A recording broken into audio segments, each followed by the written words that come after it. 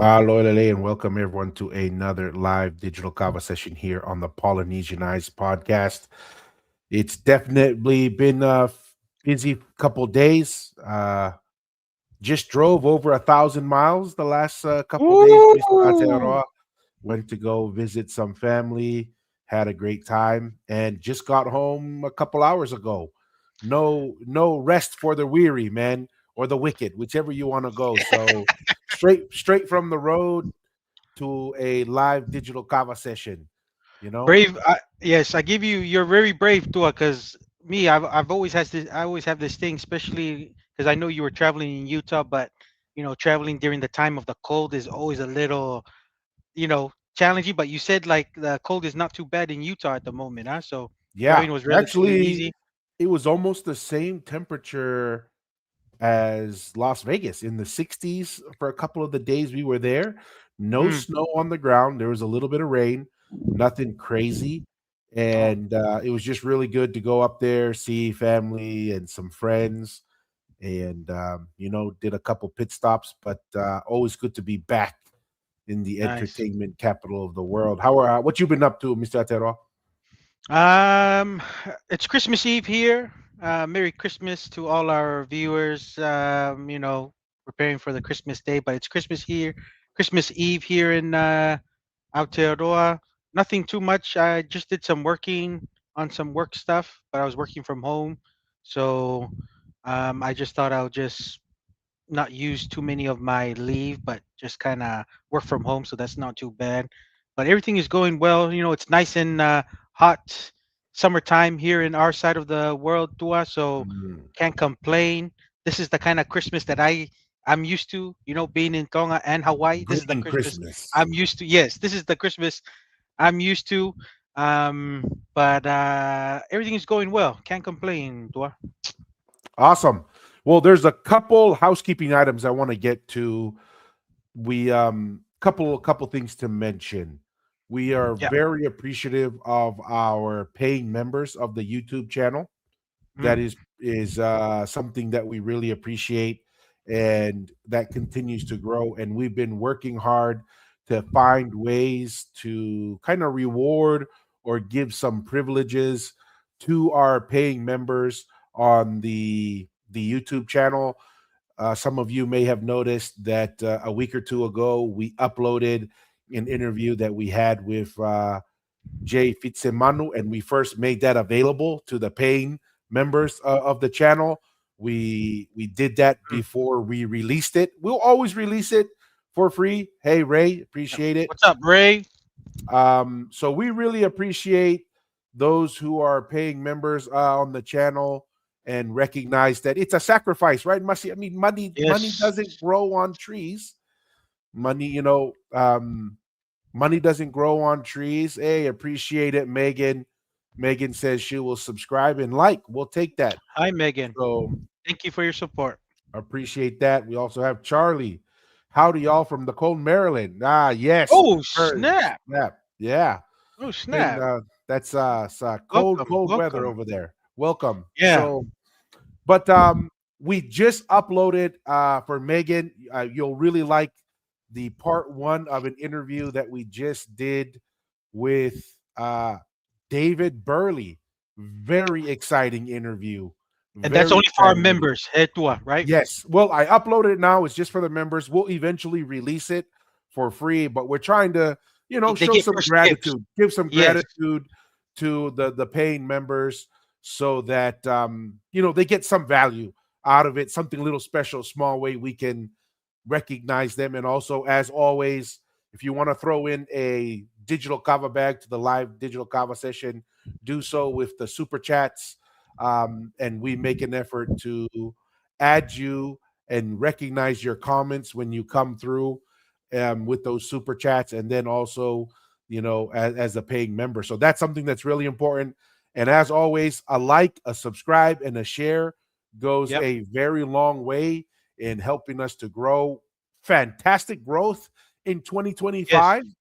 Yes. I think we are on track to be well over 2.5 million views across all of our social media platforms. Awesome. So once again, like right here, Mel, a paying member of the All channel, over. you get the little that little icon next to your name if you're a paying member. And Mel, we think you might enjoy the members only video that we just uploaded. So really appreciate your support there, Mel. Thank you. Uh we have an interesting program for today. Um, we've been working very hard the last couple of episodes, Masi, to try and get to some social media comments, right? We've Yes, been been a working minute. It's hard. been a minute. Yeah. Yes. And, it's always coming in where it's either a little too late or whatever. We haven't been able to get to social media comments, but we are going to do two things today. What's up? 100% questions from people on the live. So if there's a Okay. question or a topic that you guys want to bring up, please bring that up. If you want to make sure it gets recognized, use the super chat. And we're going to rely on those who are joining us live. And then we will also look at the social media commentary. So really do appreciate that. Anything on your mind, Masi, while I look up the first set of comments to walk through. No, I just want to say, for this live digital kava session on the Polynesianized podcast, that we are coming to you guys on YouTube, Facebook, X, Patreon, and Instagram. So please, if you guys are watching this live digital kava session, put your questions here so we can respond, because I think that's what we're gonna just focus today, kind of wrap up the year of pretty much. Is this our last live digital cover session tour for the year 2025? Probably, probably Okay. this will be the closeout for the year. Okay. The holidays are coming up. People will be busy, so this Yeah. is gonna be our last live digital kava session for the year. Yeah. So yeah. All right, let's start with YouTube. We'll start with YouTube. We'll jump between YouTube, TikTok, and Facebook. So let's jump to YouTube first here, real quick. In the wrong thing there. Share. All right. All right. Let's. Can you see that, Masi? It's still loading on my side. I'm not seeing anything at the moment. It's still having the loading signal. Okay.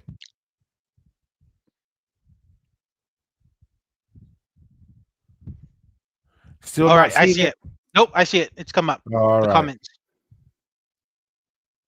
Let's see here. Let's find a couple interesting comments here. Let's bring this one up here. If you could read this one, Masi, I'll highlight it for you. See if that helps. Can you read that? Oh, yep. All right, this is from what is it? None of your business. This is on the YouTube comments. No Tuitonga held the title of Tui Manua. LOL. They're basing the beliefs off of Xiaoxi Ilayu's recounting of Neil Gunson's statement about the intermarriages with Samoan, chiefly households. Ilayu does not have the clearance for information like that, nor has he ever been to Manua. Tua, share your thoughts. Yeah. So this is coming out of oral history, and according to Xiaoxi Ilayu, who has been to Samoa many times and has done research in Samoa on these things, he says that there is oral history in Samoa that the Tuitonga at various times also took on the Tuimanua. And so he bases that off of something little interesting, which I didn't know. He says about 60% of the Tuimanuas were females who held the Not title. surprised. I'm not So surprised and because so that just makes it highly probable that you would marry into a male line outside of Samoa that could bring in, like the Tuitonga. And the other thing is, I don't know what he means by he does not have the clearance for that information. I really don't know what that means. As is he saying he doesn't have access or right to that information, but Mhm. regardless of that, it doesn't really make sense to me. And honestly, we would love to have someone come on and show us what the truth is. Tell us Please, what yes, the we've been purpose is, and yes, how it is how it is that they are confident that the Tuitonga never held the Tuimanua title. So that's correct. kind of my No, 2 cents there, Mr. Atero. no, exactly too. I think you've mentioned with that open invitation. I think we've always maintained that open invitation. So now to cut someone to speak on the Tui Manua, and even because I know a lot of the saying goes it's sacred or not supposed to share, and I think that's why it doesn't have clearance. Because I'm thinking it's they kind of that's kind of seems the sentiment of many feedbacks that a lot of people say that it's Manua sacred, that no one really kind of shares it. But I think I'm just being open and honest. Just it's okay to say that you don't know or no one really knows about it, and maybe you know because like what you mentioned to if it makes sense, maybe people don't really know because if it's always been mostly with the female side, and then a lot of the intermarriages, and then a lot of that maybe oral history has kind of been gone, and then with the whole what since America has colonized the Manua Islands, and then that loss of generation of oral history has probably been lost in that transition to now. So maybe I'm just thinking probably that's the in my opinion, since no one is is really kind of sharing it, and maybe the real reason is maybe that knowledge is no longer there. I don't know. I'm just saying because that's kind of seems to me the sentiments of the Tuimanua people who believe that the Tuimanua was much older and first, Uh huh. and maybe it's because that's the story, but they don't know how many they were there and really the whole how it was kind of passed down because it's been lost. That's what I'm thinking since Yeah. the colonization. Yeah, I mean, and one of the biggest challenges we have with people who share that position is when we ask for more information, they either say, "Oh, it's super secretive," or "It's so old that no, that's why we can't find any ruins," They and don't know. That's and the they truth. don't know, right? And I think this same person said, what's your evidence for saying that Datu Imanu is younger? I think we've pretty much covered that very, very extensively. The Yeah, archaeological evidence, because people always say is, oh, nobody has done anything on the ruins in Manua, and we're like, actually, there's been yeah, quite a bit of work done in the Manua Islands and in those ruins. And the data has come back and they said Tu'i Manua is 500 years old. That's it, according to yeah, the archaeological evidence that they found. And unfortunately, this is where the certain weaknesses of oral history is exposed. They even said that the oral history that these there were these burial sites that were close to the Tu'imanua ruins or residence because these were loyal subjects of the Tu'imanua and they wanted to be buried next to them. Well, guess what happened when they went and did the excavation? Not only did they not find any bodies in these, you know, burial locations for the Tu'imanua's loyalist subjects, but they found out they were just Ufi pits. These were just yeah. pits where they stored Ufi. So once again, very difficult to take these types of comments seriously. Um, and so, I mean, we're not saying that oral history doesn't have value. What we're saying is not all oral histories are created equally. And actually, the source and the origin of the oral history makes a big, big difference. Um, Mhm. so, yeah. No, awesome. Okay. For one thing here is I can't really get the Facebook one here to load the way I want. So I'm just going to read it off my phone. For some Okay. reason, I can read the comments better off of, or questions and slash comments better off my phone. Let's see.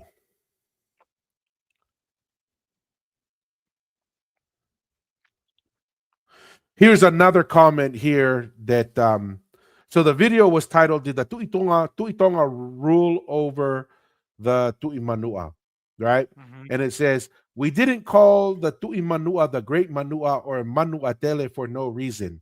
Before the rise of the great familial titles of Savai'i Upolu and Tongatapu, Tu'imanua and Nafanua are central figures in Samoan oral tradition.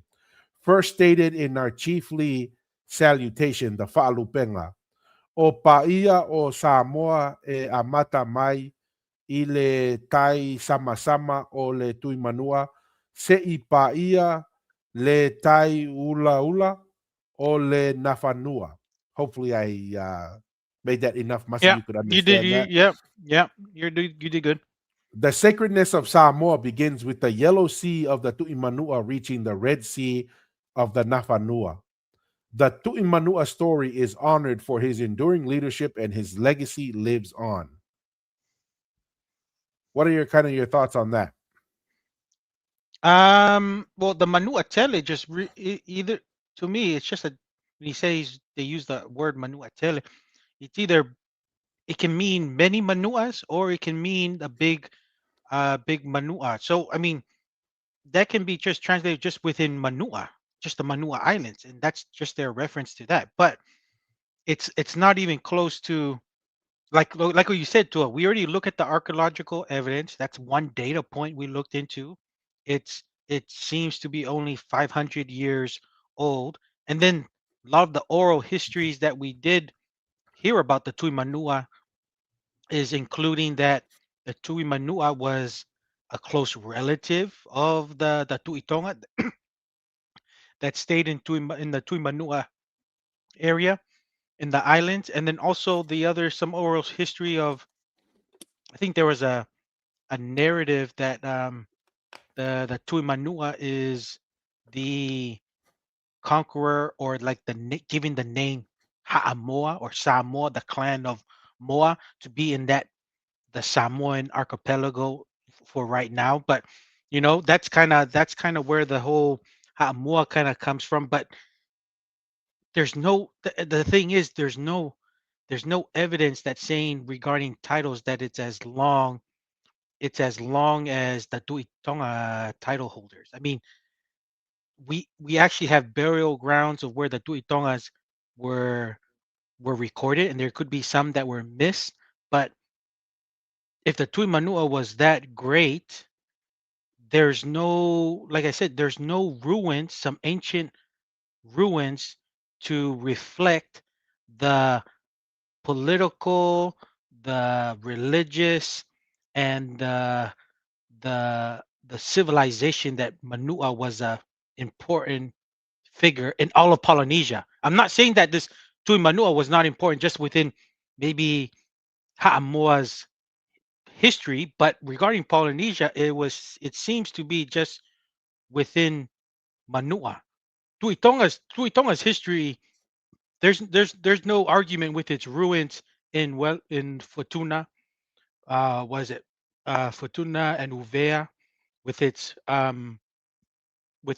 ruins in Savai, and also even the place called we talked about this with Pichisemanu, the Saina, which has the Fa'alupenga that is talking about the lower range of the Ha'atagalawa. Tuito Tagalawa, right? So and then not only that, then you also add the the other places like in the Cook Islands that have a lot of reference to the ruins Tongan that who ruins built them. there. Yeah. Tongan ruins there. So I'm like, it's almost like no comparison. There's no ruins of Tumunoa. The only recordings that people have are saying it's in songs or it's in some of their oratory thing. But we all know that changes, and it's only within that little scope as a reference. That could be something that maybe we don't translate. But to me, if it's only in oral, it doesn't exist. Take for example Egypt, right? There's no debate how powerful the pharaohs of the ancient civilization because there's many ruins. Tonga is the Tonga is the Egypt in the Polynesia. You can't argue with the Ha'amonga Amaui, the Sun Gate in Tonga. You can't argue with the Langi burial mounds, and you can't argue with refound new land of 100 acres. Like you don't find that anywhere in Polynesia. It's the same thing with Egypt. No one's gonna debate if Egypt was an ancient civilization and powerful in the world civilization of that time because you just look at the ruins. It's to me that's case closed. I mean, it's not even a debate. So we can go on the little details of the Manuatele. He's referencing that Manuatele. We wouldn't call it the Manuatele in our oratory um, speeches that we do. Is like, well, maybe in Upolu and Savai and Tutuila and the Manua, and that's about it. But it's not as powerful compared your oral history of saying Manuatele compared to the ruin of the Ha'amonga Amawi or the actual Langi structures in Mua. So that's just me there, Tua. I don't know. Yeah. Hopefully that helps for people to decipher kind of between the difference between what I'm sharing and what our that comment is. But I don't know if you had anything else to maybe add on or a different perspective. No, just want to add, want to recognize our paying members. And this is Mel. She says oral narratives are great, but sometimes it gets retold, added into genealogy. Sharing that becomes standardized as part of history, but not tied to original stories of remembrance. And that's one of the things that I think is really important that Mel here is sharing is these stories can morph sometimes, right? And Mm, we had these discussions. We have identified that propaganda is not a mm, modern thing, right? Propaganda has always existed, and that's one of the challenges of oral history is and even with written history, we have propaganda in written history. Just look at the day and age we live in now, right? yeah. It's just history in general on how you interpret how it's being used. And we kind of jokingly say, you know, our brothers and sisters in Hamoa are somewhat famous for this. This is why they have courts for oral history, right? We covered a study that looked at several oral histories in Hamoa where they showed examples of, of people making up an oral history to try and position not themselves, but one or Mm, two generations down the road to lay claim onto land or to title. And so that's one thing that I think we need to consider right there, and appreciate that comment, Mel, and thank you for your support. What I mm-hmm, wanted to share was there is, even in Hamoa, you can't say the Manua Atele, it was this great thing, and you couldn't even unite Western Samoa for a true. consistent amount of time. And in fact, the oral history is much stronger that Upolu and Savai'i resisted Datu Imanua and that there was tension there for the longest amount of time. So you can't come here and tell us, oh, the Manua Tele was so great, it was so influential, and yet it couldn't even take care of the closest islands right next to it. That is something that I think is really important that needs to be taken into account. Then, like you're Yeah. saying, Mussy, the ruins, the data. I hate. I hate to break it, but there is little to no evidence. The best that can be told about the Tu'imanua is a story. But you know what's the problem with the story? Mm, You just come up with another story and then you're on equal grounds. You can't just say, believe the story of the Tu'imanua, and then when we say, well, here's a story about the Tu'itonga, and then say, well, we have to disregard your story just because it's a story. And I'm like, no, that's not how it works. A story, it's a he said, she said. Okay, that's one spot. The next one is, well, let's bring physical evidence. Well, that's where the ruins, like you said, mm, becomes very, very important. And then we've even looked at the ruins in Ha'amoa, and there is a high probability that those ruins are tied to correct. Tongan leadership, right? Like the Pule Malay. We listened to interviews of the locals in Hamon. And they're like, we've never heard the word Pule Malay. But you know what our ancestors have told us for forever? That this was the Paatonga and it was built for the time of the Tuitonga and Correct. and so forth. And they said, the chief, they named the chief that lived there. And then we find out in an interview that that is a descendant of one of the Tuitonga. So it would make sense when the Mm, Tuitonga goes back to Tonga, when they relocate the capital of the empire back to Tonga, they would put a descendant or a relative Correct. to be in charge of that land, which is what happened in Hamoa. So it's it's really hard to accept. Oh, the Manua Tele they came just because it said that doesn't mean it was true, and it's very challenging just to take it at the story level. Brown Monk, good to see Hey, you, what's up? Toko. What's up? What's Appreciate up, it. Brown Mug? So we're gonna go to this one, Mr. Ateroa. Let me All know right. if you can read this one. All right. It's from, is it TikTok Tua? Is this from Yeah, this TikTok? one's from TikTok. Okay. So it is from It Is What It Is. The Tuitonga was welcome to Samoa since way back because we're united through Tuimanua. So we're basically family until one Tuitonga got rowdy and wanted to rule Samoa like he does Tonga.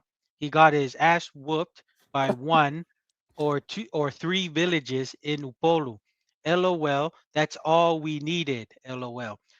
If Samoa was to ride under one banner like a king, we would have destroyed Tuitonga line for good. LOL facts. It took one tribe called Ama to come and establish the Kanokpolu king line in Tonga. LOL. One tribe, ladies and gentlemen. If we wanted war, it would be Tuimanua all over again. LOL. Be humble, Tonga. Don't be silly now. Be humble. Tua, what's your thoughts? Interesting. Okay, there's a couple things under this position. First off, he says that he's given the impression that the Tuitonga comes from the Tuimanua and Tangaloa, right? We've shared that even in the oral history in the Niwas, Yeah, Popua never went to Haamoa. She went to Tongatapu because that's where Tangaloa resided. So there's correct. that part, right? And so we do agree we're related, right? Yes, we The agree with Kalakai that. Faiki, we learned from Fitsemanu that the village that Kalakai Faiki was at was his mother's village, and that's where he was at, and he was living there. And we challenge a couple things. We challenge the idea that the Tuitonga invaded Haamoa for 400 years. We don't believe that. We go Yeah, further and back. There is no Tonga and no Haamoa. It was all Tuitonga just Empire. Tuitonga, pretty And then much. yes, this idea that there was a national identity of Haamoa, that really didn't exist. That is 100% a identity and a reality born from colonization. Mm, Samoa gets colonized, it starts to develop its own identity as a quote unquote somewhat independent nation and groupings in isolation. So we do challenge that, but I do agree that he said just three villages, one to yeah, three villages. We agree with that to the fact that it wasn't a war, right? That's yeah, there is there is little evidence that this was a full blown war, and the evidence is actually overwhelming. It was a little scuffle yeah. one time, and it is even evident with the name that is restored or the saying, the statement of the Tuitonga, where he says, Marietoa, Marietau. He says, and when I come back, he doesn't say he's kicked out. He says, I'm coming back because this is all under the Tuitonga. This is all under Tuitonga domain. You're not kicking me out. You've kind of rebelled. I actually found it entertaining, and Yeah, I'm actually give you props. But when I come back, I am not going to come back to war or to fight. And that is actually, I didn't know this, but that's where the Sa. I was driving in Haamoa, driving down the road, and then everybody came out in the evening, was standing yeah. on the sides of the road in Haamoa. I found out later that that originates from because they were concerned that the Tuitonga still might return Might retaliate or and something. attack or retaliate. That's what the Sa was kind of instituted for, and it took on a different purpose now for religious purposes. So there's that thing, and the other thing is I'll leave it to you, Masi, to answer his. Oh, the Ha'amoa people came to Ha'amoa and established the Tu'ikanukupolu and that whole thing. I'll let you answer that latter half. But before we go there, Okay. Devita, Malo Apito, digital Ooh, kava bag, appreciate it. malo Really appreciate maukava, it. Tevita. Malo. Malo Maukava Tevita, appreciate it for that super chat. And his comment, his latest comment was, I'll read it to you, Mr. Atearoa. Kaulufonua Fekai took on the name Tu'imanua. Could that be where they've made the mistake towards the empires? Because technically, Tu'imanua does have an empire, but through Kaulufonua Fekai, the Tu'itonga. Thoughts there, Correct. Mr. Atearoa? No, and that I think Tevita, you brought up a good point, and that's the idea Xiaoxi Ilayu kind of mentioned, where he kind of had two titles because one of the Tuitongas, I forgot which name, or you say is it Funua Fekai. He also his mother Yeah, was from Manua, and and it's to me it makes sense if the women took the title to Manua because it's actually has happened in Ha'amoa. So to me, eh, that's he inherited that title, but because he inherited that title, you could say there was the Tuimanua Empire was through because of the Tuitonga title, and it's the same thing what Tonga uses now. Um, the Crown Prince of Tonga. Usually, when you're Crown Prince, they take up the name. I know Tupo the Fourth had the Tungi title. Tupo Toa is kind of the other one, and then once they became the King of Tonga, then they just take the title of Tupo or the Tuikakupolu title, and that becomes it changes, right? Because you're taking the title that is recognized throughout Polynesia and to the world in what we understand now. So Tuitonga was the most recognized title in all of Polynesia. So he took that title and that's what he used. But probably before he was Tuitonga, he took on the title Tuitonga title. He probably used the Tuimanua as maybe that was the probably the second prestigious, especially in prestigious, Ha'amoa. Yeah, especially in Ha'amoa. If that's if they say the beginning, like what our earlier comment said, the beginning of Ha'amoa was from the Tuimanua, then yeah, he used that. But it's like anybody now. It's if I had the Manua and the Tuitonga, and if, even the Samoans, because of the how recognizable the Tuitonga title is and the oral history just within Ha'amoa, they would take the Tuitonga title over the Tuimanua, no doubt. There's no doubt. That's how it goes, and that's where I see your point, Devita, with the Tuimanua had an empire through Kaurufonua Fekai because he had also the Tuitonga title. So that's my kind of explanation there, Devita. Tua, I don't know if you had any, maybe a different angle or maybe any no, add-ons.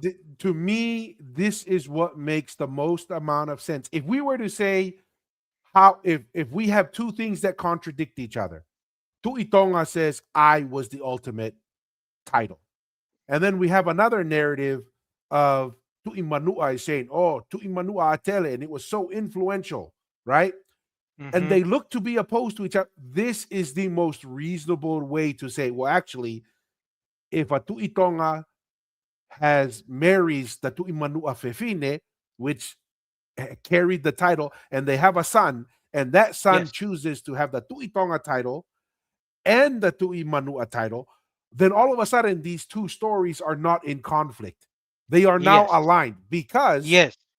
if the Tu'itonga also carries the Tu'imanua title, then you can say, and it would be true, that Yes. Tu'imanua was the highest ranking person in all of Polynesia. And you would say, oh yeah, that's correct. But then you would have to ask the second question: is it because of the Tu'imanua? And they would probably say, no, it's probably because it's the Tu'itonga. Because if you remove the Tu'imanua does not carry the same weight. Yeah. Yeah. Yeah. It would if you just use the Tuimanua, it would just stay within the Ha'amoa archipelago in the islands. It wouldn't spread. You use the Tuitonga title because then the Tuimanua lives on. The story will live on till today because people know the Tuitonga from Hawaii to Rapa Nui, Aotearoa, and to Fiji. Yeah, That's how stories will be prolonged to, let's just say, not evaporate to the modern day. And that's why we talk about the Tui Tonga today. I mean, it helps having ruins and Tonga not being colonized, but let's just say if Tonga lost its sovereignty and was colonized like every other Polynesia, I still think that that oral narrative history, it would have some a lot more, let's just say, add-ons, but the Tuitonga, because it was so recognizable, it would probably withstand and still exist today. That's just my personal opinion to that, but it's a lot clearer when we have ruins, Tonga not being colonized. The stories are a lot more clearer in my understanding with the oral history, with the oral history of the Tuitonga, which helps a lot. But yeah. that's just my And opinion there. then and then you would answer one of our questions that we've always asked. If Tatu Imanua couldn't even bring in the Western Samoan Islands, and how can you say the Tu'imanua Atere? However, if the Tu'imanua is also the Tu'itonga, and we know the Tu'itonga has ruins in Western Correct. Samoa, then all Yeah. of a sudden you could make the claim, oh yeah, the Tu'imanua was over the Yeah. Western Samoa Islands, but it wasn't simply because of the Tu'imanua title alone. It was when Yeah. the Tu'itonga title and the Tu'imanua title were one. So want to thank Devita Malo for the super Malo. chat. Greatly appreciate it and appreciate the support there, Devita. So there is a follow up comment to this Masi, and I would like this individual. We tried a couple times to have him join us. He grew up in Haamoa.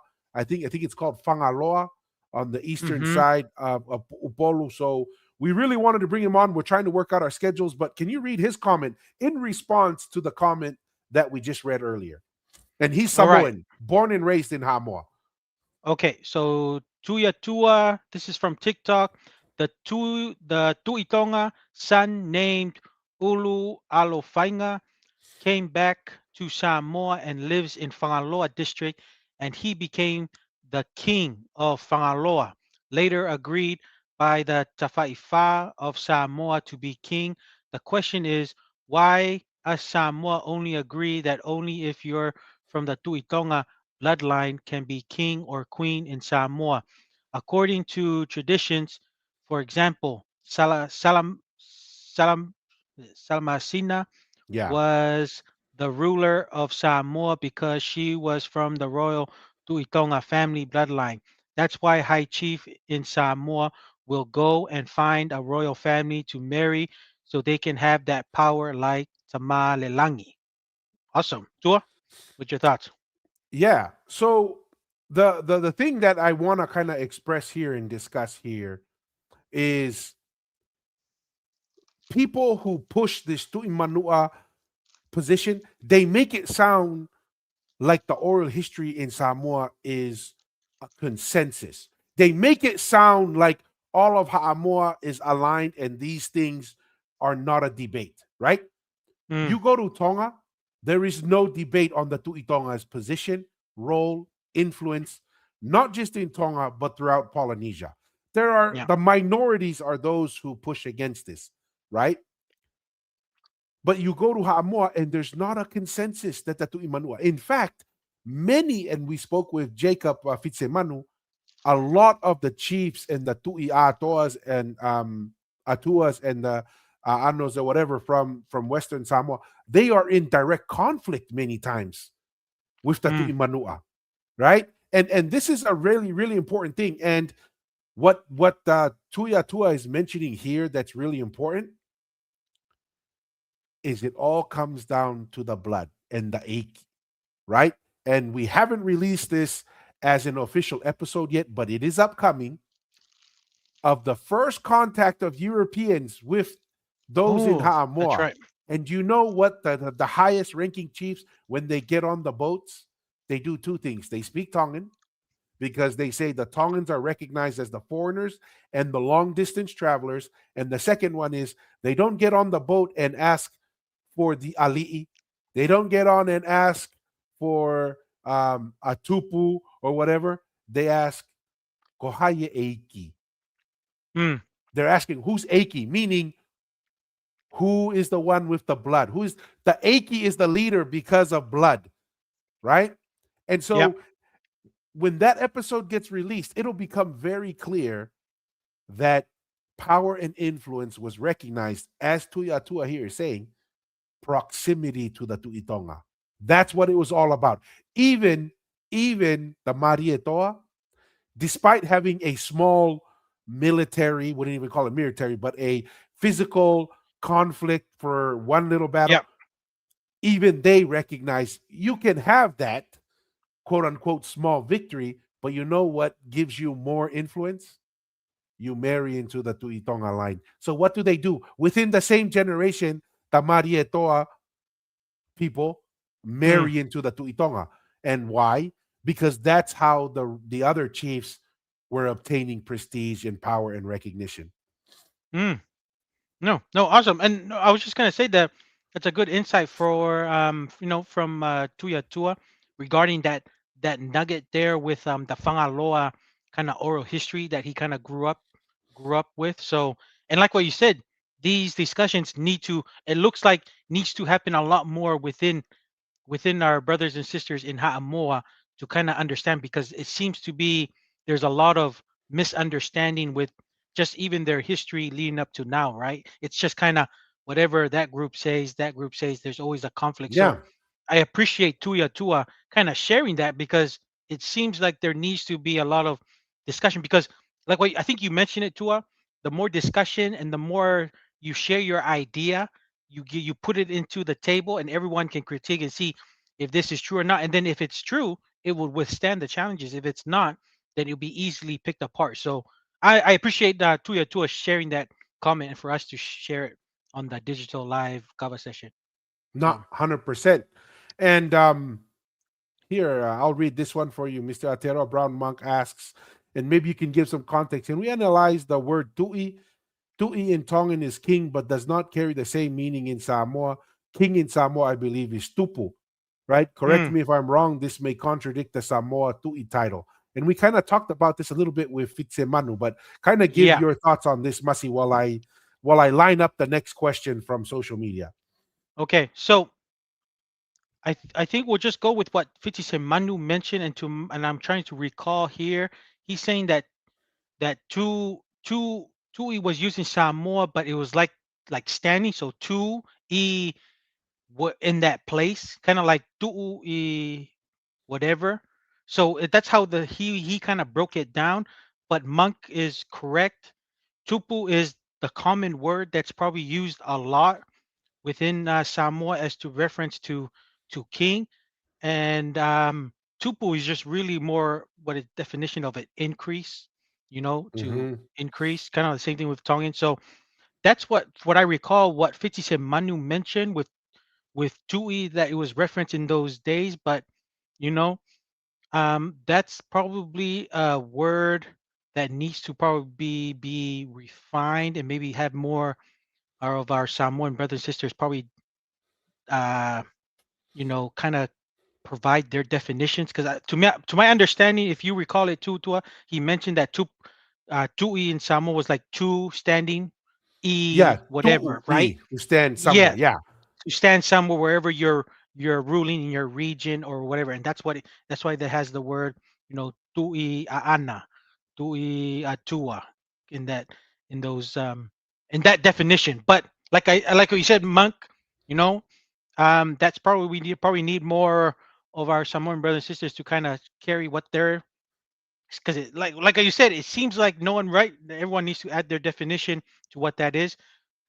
Tonga, there's really no one can throw their ideas, because it's universal that Tui is a powerful paramount king, chief, right, wherever you're at.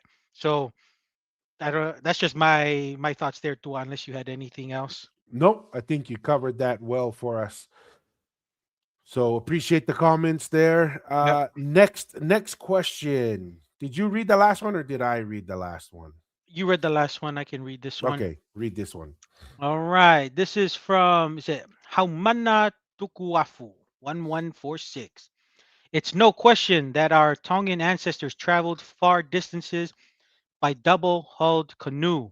but supporting the notion that the slabs of the Ha'amonga and Maui came from Uvea or the Wallis Islands is also supporting the ideas of others that aren't aware of the is it Pangay, pangay Pangaimotu motu. Yeah.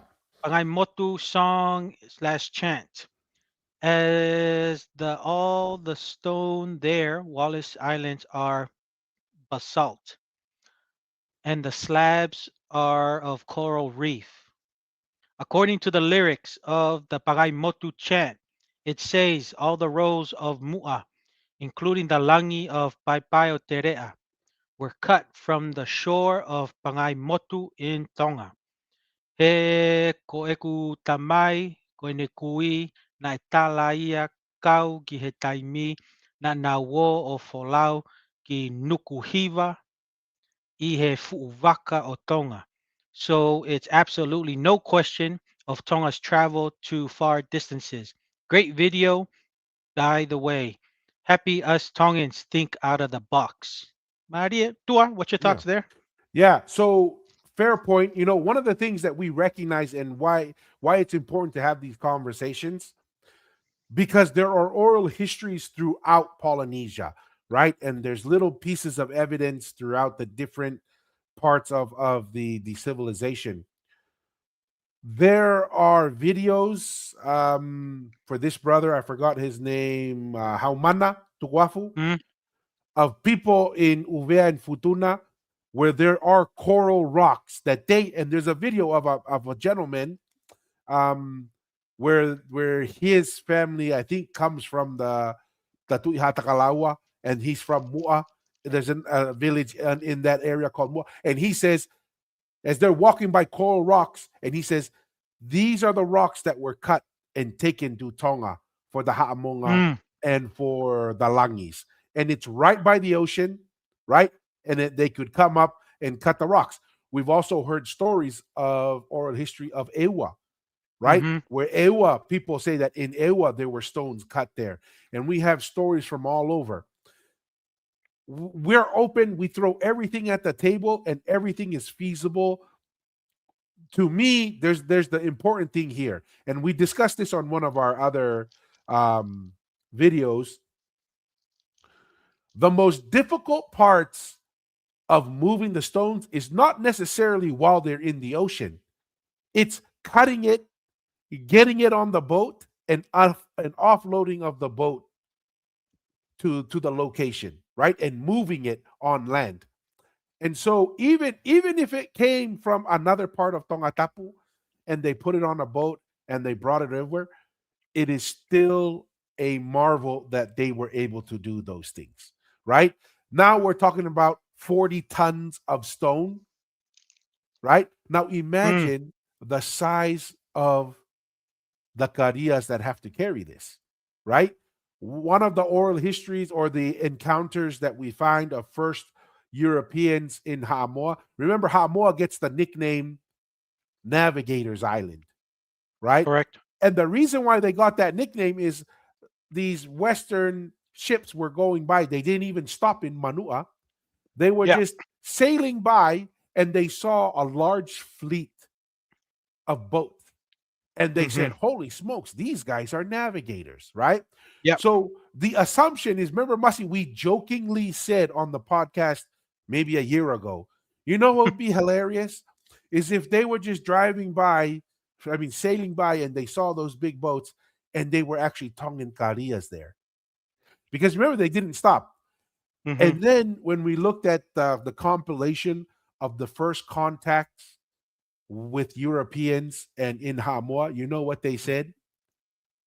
That the big boats were always associated with the Tongans coming in. Mm-hmm. The big Mm-hmm. Karias, like they would know when the Tongans were there because their boats were much larger and were able to carry at large scale. So I did find that interesting, but I mean, I appreciate how Mana's comment there. We Mm. don't. There's a real possibility. Yes, some of the stones came from Pangay Motu, but there's oral histories and so forth that say they come from other areas that seem possible. So Yeah. that's And that's kind of my thought there. Yes. So and he's saying Pangay Motu Haapai, right?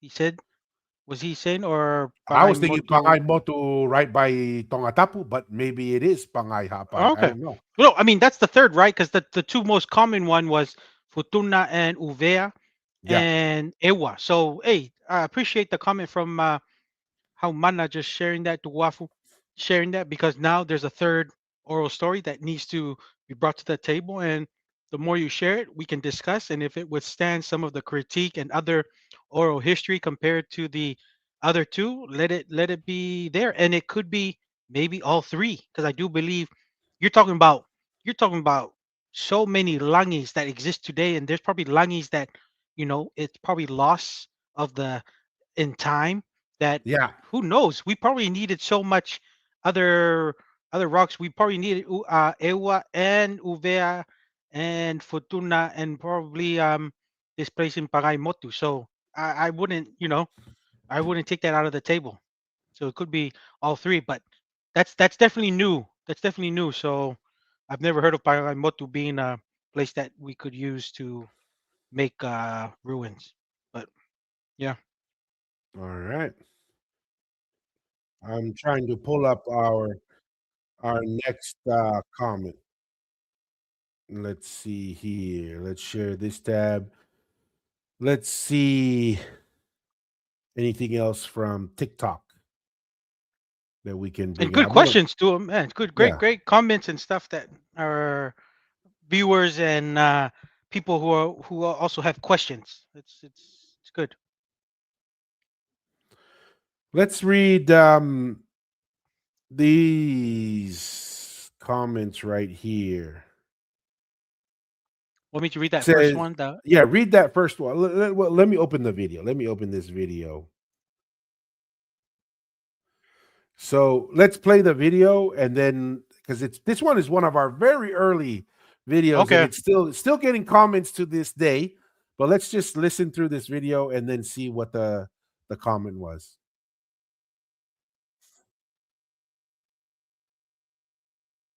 Oh, I'm not hearing anything, Tua.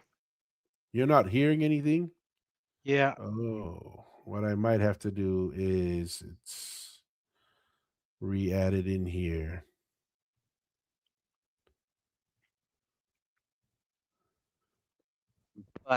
How about now? yep. Let me see if I can restart the video. Your thoughts on coming from Taiwan must.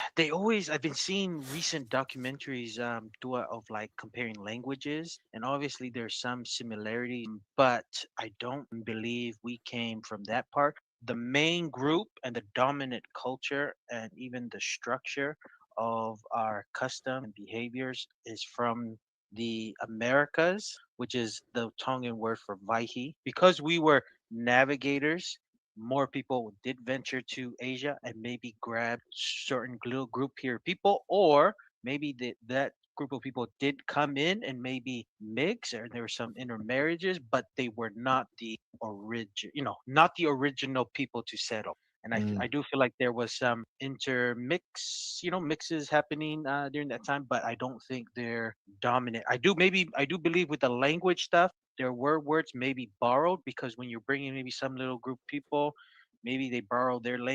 Your thoughts on coming from Taiwan must. So that's the video, and then this is the comment. With that Okay. said, and that with theory, if it's from the Americas side, surely they should have come to Samoa before hitting Tonga, right? What are your thoughts? So Mhm. they're basically saying because Samoa is somewhat closer to the Americas, they should have hit Samoa first. Therefore, it Yeah. doesn't make sense that we came from the Americas. Well, they should have settled and create a civilization in Tahiti. That's closer to the Americas than Samoa. Like there's the reason why we share that Hikureo being the only kind of God, right? That spiritual God that was guiding the first people to settle in Tongatapu because that was the chosen place for whatever reason. I mean, we have our own reasons why it was chosen, but it was chosen that this is where the Polynesians civilization is gonna start and spread, right? And then it spread to Ha'amoa as long as the data goes to Ha'amoa and to the rest of Polynesia. I know, I know some of the especially people like the academics. I think we had a discussion. Burley's a strong advocate that it was the Austronesian. That's the term they use, Hmm. coming from Taiwan. But it's they're saying that because of the pottery. That's kind of that their main evidence. But then it was very interesting that people who see this episode that there were some of his findings of pottery that they couldn't, even up to today they can't identify its origin. They were able to find some other potteries that they were able to trace from the Austronesian um, people, right, saying that Taiwan and coming and documenting through that way. But there's still a lot of holes that they can't explain, especially with the some of the potteries that they found, and also, right, the ruins. And that's the thing. And if we had more time, that we could have talked about was also the ruins, because to me a big evidence is our main structure is the Americas, is the Sun Gate, the Ha'amonga, which is only in Tongatapu and in the Americas. And that's a strong indicator of an advanced knowledge and structure of a civilization that has come. They also use DNA, right? That the Austronesian DNA has strong, and I think, and I think there was some study. I don't know if you can, if you know something about this, but because I do believe that there was a lot of need of women. There was a lot of bringing women over, Mm. probably from that side of the world, that Papua New Guinea, Malaysia, Taiwan, maybe from that area, that apparently the women's DNA tend to pass along stronger and be, through the generations compared to the father's DNA. I don't know. That's one scientific paper that I did read, or an article that's saying that when DNA is passed along through the generation, the mother's DNA tend to last and be a stronger test of results compared to the father's DNA. That's what I've kind of read, and that probably makes sense when you're bringing people to go in and test in testing for DNA that has strong resemblance to that side of the world. But the problem with that side of the world in Asia, one is our culture and our ruined building. It's not There's no ruined building as what we have in Tongatapu that compares to what we have in Taiwan or the Austronesian people. It's very close to to the Americas. And not only that, um, David Tafale has also mentioned with some of our vegetables, the Tongan vegetables and fruits have strong origins to the Americas, coming from there. And those are probably the first fruits that they came with, coming from the Americas to first start the civilization. Because our agriculture is very strong in the ancient Americas, ancient peoples of the Americas compared to Asia. That's just my thoughts there to answer that. So that person's question is that person's question is saying that why it passed Samoa, Hikureo guided the first founders or our forefathers of Polynesia to come to Tonga and pass many islands, not just Samoa, but many islands on its way to Tongatapu. But I don't know if you have anything else, Tua, but those are my thoughts Yeah, there. yeah. One of the things that I think, and I didn't understand this until having more conversations, um, how difficult it is to find land in the middle of the Pacific Ocean. Right. Mm, This is the reason why Captain Cook and all these guys were going back and forth. They were almost kind of like in a pattern approach through the coordinates.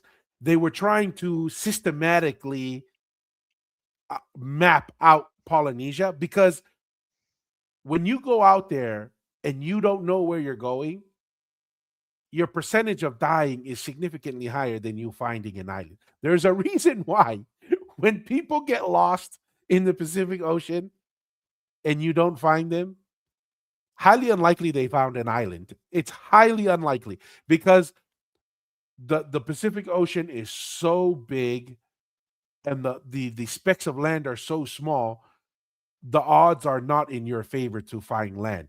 So, just because something is geographically closer to the Americas doesn't mean that you'll find it, right? So that's the first piece. And then I align with what you said, Masi, that the founding fathers of the Polynesian Empire, they were led. They weren't just drifting out in the ocean.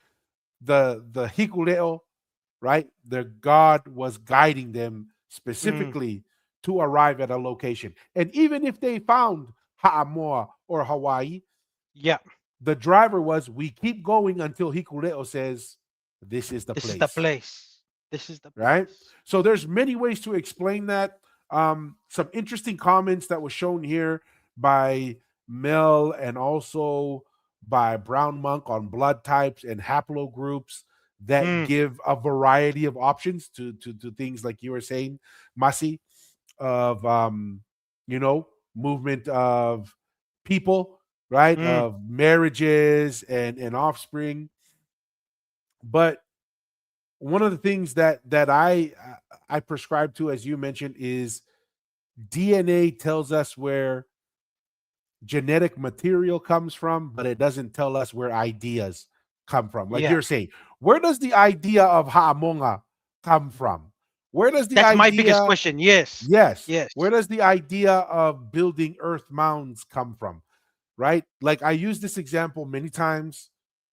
If you were to come and then you do 5,000 years from now, America doesn't exist, and you yeah, happen to do an excavation and you find something in Chinatown, and you find out, holy smokes, 90% of the people here are from China, right? And then they say, oh, that means America came from China. And you're like, mm, that couldn't be further from the truth. Yes, the genetic material came from China, but the idea of three equal co branches of government, a constitutional republic, right?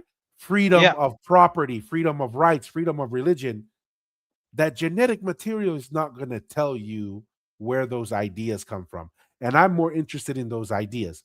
I am also, I know, I don't know where you stand, but I know Tevita Fale, he pushes and he's very adamant on many of these islands were founded and settled first by the founding fathers. They came from the Americas. I'm open to that, right? yeah, However, I'm also open to the idea that there could have been people on these islands, right? mm, But that the founding fathers came with the science, the technology, the civilization building, right? The kingly structure to allow a civilization and an empire to be built and to be maintained over thousands of years. I'm open to that as well. And that could be many ways to explain the genetic material. Masi, oh, oh, go ahead. You yeah. had a comment. No, I know. I had a comment because this is the thing, right? If Tonga, the Tui Tonga Empire was so vast, you're bound to have. It's almost like when you take. Let's just say if you did a DNA of people in Rome right now, because Rome was an empire, you're gonna get DNA that comes from Germanic areas in Germany. You're gonna Hmm. get DNA from people from Spain, all the way from England. Does that? That's that we all know that's not the case because what makes we know that Rome existed because of its ruins, right? If they brought that same let's just say if they brought that same idea and started academics really did some research and finding on the ruins where those ideas came from, because the Colosseum and the way Romans did their roads, right? That's a Roman thing, and we know that empire existed. So we all know when you have an empire, DNA is not a it's not the be all be all evidence to say where your origin comes from. And that's the Yeah. same thing with Tonga. We all know the Tui Tonga Empire was the empire of Polynesia of many years. And you're going to have, when you're an empire, you're going to have the people of the ancient days in Papua New Guinea, Australia. even up to Asia, because there's some stories of Japan and even Korea. Like you're gonna have stories of people knowing that ancient civilization and them coming in and mingle in Dongatapu and their DNA is in Haamoa. Like to me, that's I don't why, and this is probably right. This is the flaws of some of the research. They're not giving the benefit of doubt with Tonga being just the Polynesia, us being a Polynesian, that we had such a thing existing, right? They just know we were expert navigators, and that's kind of about it. But they're not coming to the full understanding of our Inasi and Polo Polo regarding the tax system in Polynesia and also the Polo Polo with our ancient religion and how vast we were. So to me, that's see the issue with the DNA testing. If you just did DNA and there's that's because that seems to be their main thing, the Austronesian, the origin DNA. So it must be coming from Asia. Then they're adding the pottery stuff. If you apply that same study and this, they're not. Remember, a lot of them are just dating the ruins, but they're not diving deep to where the idea, like you mentioned, Tua, the idea and the understanding of where these ruins were created and why they were created, America would be the only source of where that came from. But imagine if they just use DNA in the Empire of Rome. Tua, Yeah, you get yeah. they'll do the DNA. They say, oh, maybe the origin of Rome came from Spain because we have DNA coming from Spain or coming Mhm.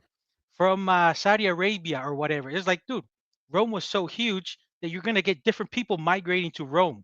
It's the same thing with the Tuitonga Empire. When you're the empire that region, you're gonna bring people that are gonna come over. So I don't know. That's just kind of my idea of some Yeah, of the 100%. flaws they're having 100%. I mean, with and that. let's extend that. This is not just let's use the like you said Rome. We talked about. Let's do Masi your observation of New Zealand right now and Indians coming into New Mm. Zealand. Imagine if they did DNA samples and they're like, holy smokes, there's a lot of genetic material from India. So the people in New Zealand must be from India, right? Like, and this is Yeah. the A problem when thousand you years from only now, a thousand yes, years from now, and they do some genetic testing and DNA, and they say DNA does not lie, but the DNA is gonna tell you, oh, I've I've picked up a DNA. It's saying it's coming from Mumbai in in India.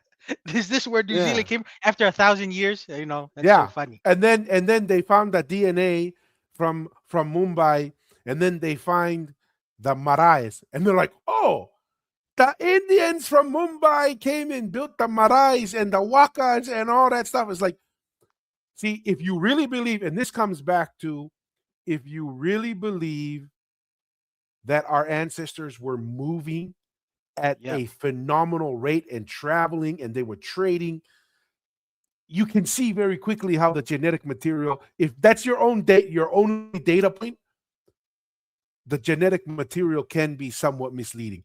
I'm not saying disregard it. It's telling Yeah. us a story, but it is not the whole story. It's telling us, hey, there is a relationship to the Mm, Melanesian and the Austronesians. There's a story there.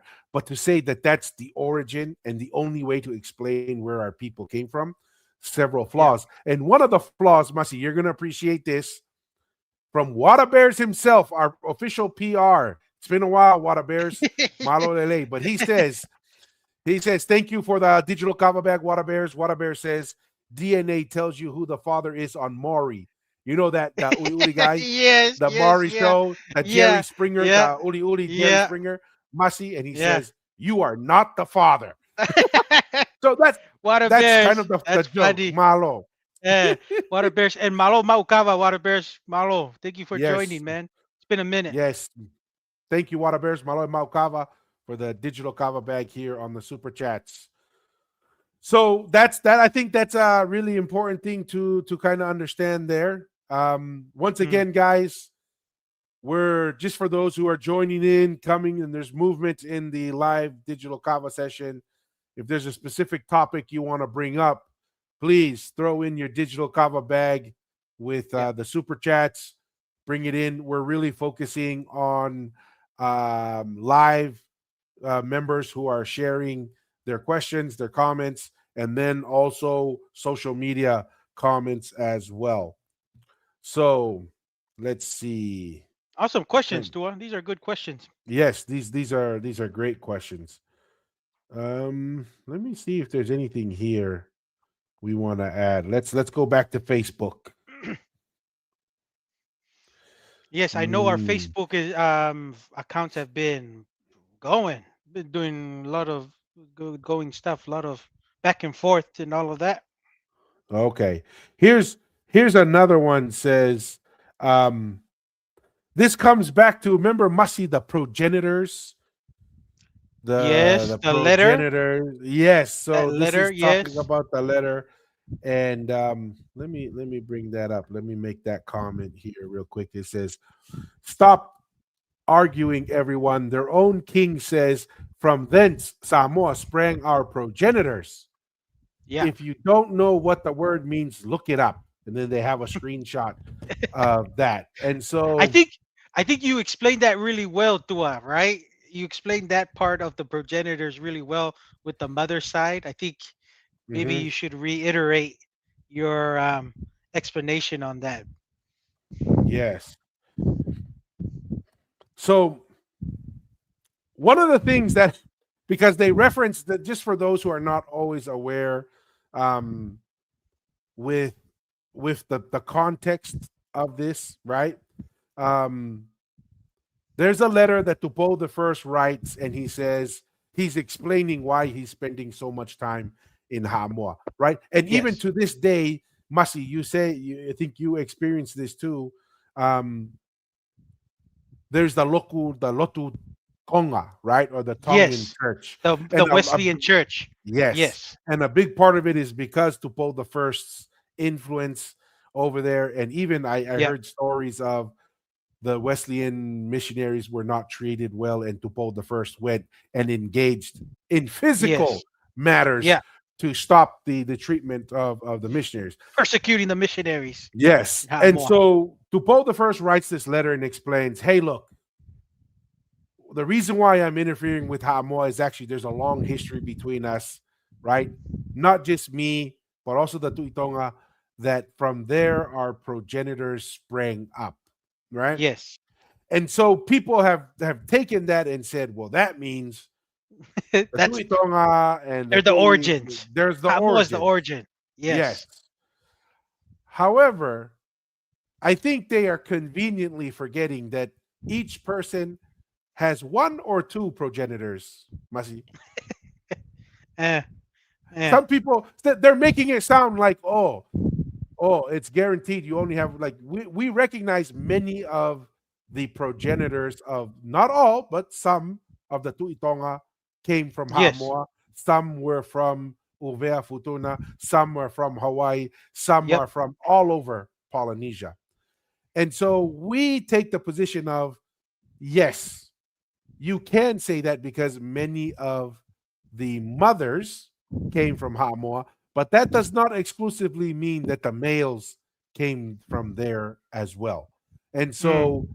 we that's our pushback on that. But some people think, once again, just like the DNA, they get one data point, and even that data point isn't as strong as they think it is, and they think case closed, slam dunk, and that's it. Mm. No, awesome. Awesome. No, I think that's the I think you explained it correctly to us.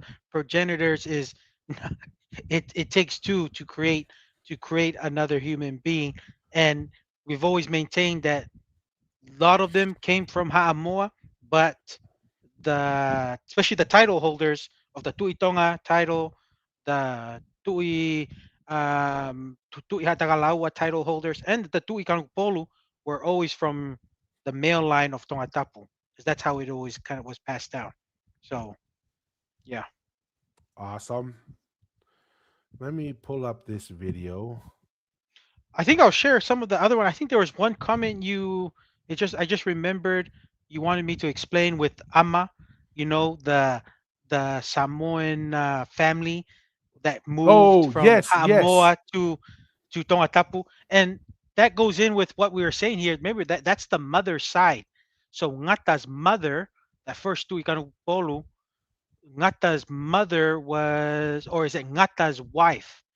I think it was Ngata's wife is from Haamoa, Upolu, and when he married her, remember, we got to remember that a lot of the resources and followers were already taken up and absorbed to the Tuitonga, because the Tui Kalpolu had it really tough because the Tuitonga moved back to Tongatapu.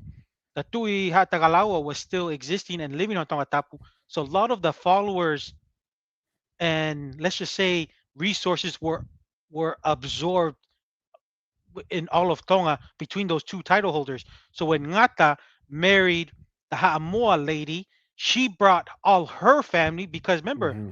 you're you're marrying to the third most powerful title holder in all of Polynesia, marrying and bringing all her entire family and settling in Tongatapu so that you By have the workers, thousands, by the thousands. thousands. You have workers, you have followers, you have warriors.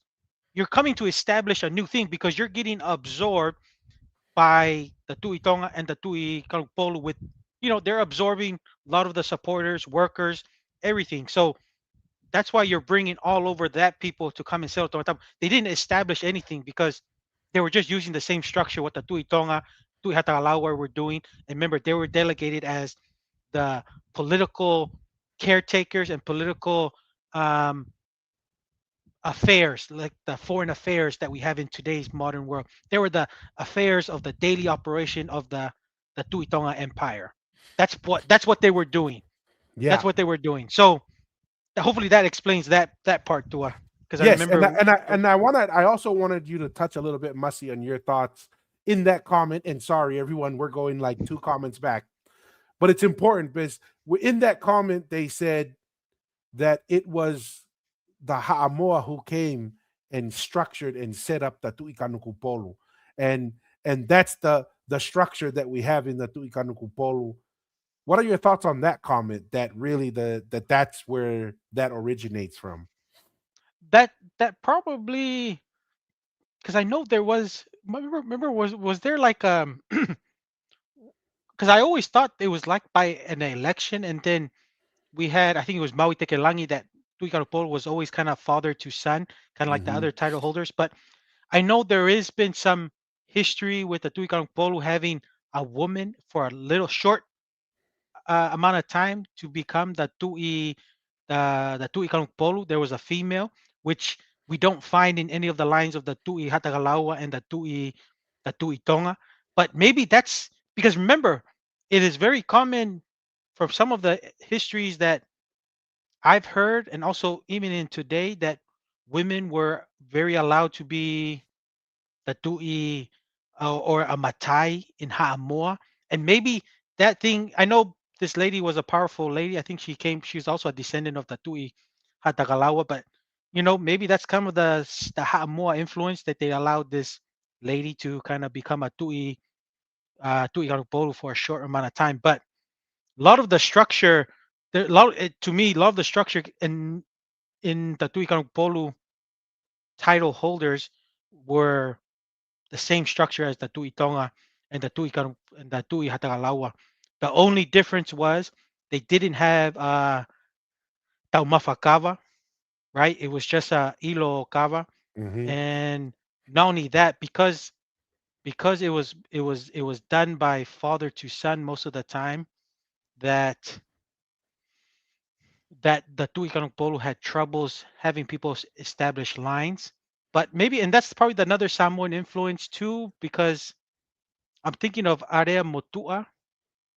The before Dubois first had it, it could have gone to his son, and maybe that's kind of the Ha'amua influence, saying we'll just go with the most powerful person instead of following our, because it seems like it was really, they were not as strict. I don't know. That's why I'm just kind of thinking out loud because there's been a Tui, Tui Karupolu Fefine, and then there's been a pass instead of Are Motua's son, it went to uh, to Bo the first. And maybe that's the Samoan influence of they were not too strict on having father to son.